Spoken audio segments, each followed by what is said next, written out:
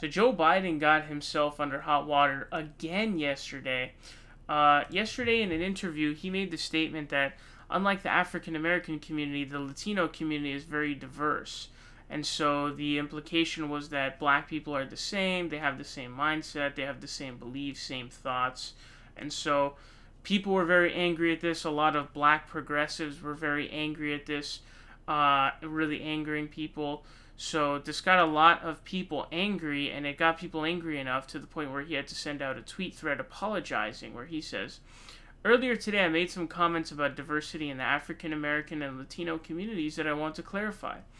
In no way did I mean to suggest the African American community is a monolith, not by identities, not on issues, not at all. Throughout my career, I've witnessed the diversity of thought, background, and sentiment within the African American community. It's this diversity that makes our workplaces, communities, and country a better place.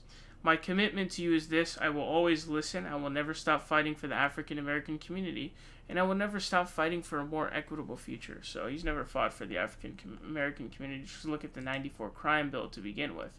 But honestly, the biggest moral of this to really take away is, like I said, when it came to his response to the Yahoo News reporter asking him about taking a cognitive test, is that he should stop doing interviews. I don't really see the necessity of even doing them. I don't think that Joe Biden can get through a single interview without causing a firestorm of controversy.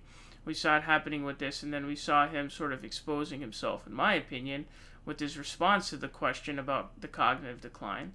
So really what we're seeing here is he can't even hold up in an interview. And think about just how sad that is.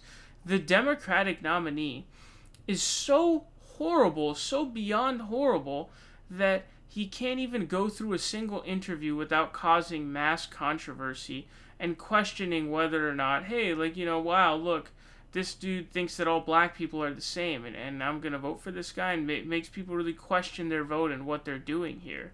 So just take that into account. And I'm seeing a lot of people, anytime you criticize Joe Biden now, all of a sudden you're helping Donald Trump, or, oh man, we need to focus on Donald Trump. I think it's pretty fair to not become a political hack and to look at what's going on with Joe Biden and what he's doing. But people really need to understand just how horrible of a candidate he is, so that this same mistake is not made in the future. And nobody seems to be focusing on that at all. But just really sort of,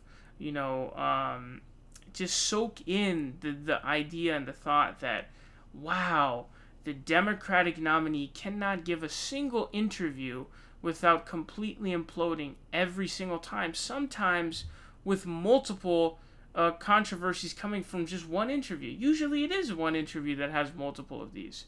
And so if you're the Joe Biden campaign, your goal should just be to hide Joe Biden as much as possible, from their perspective, so that you can basically win the election, because otherwise you're just going to keep messing yourself up and lowering your chances if you keep on doing this. It's pretty embarrassing, honestly. It really is.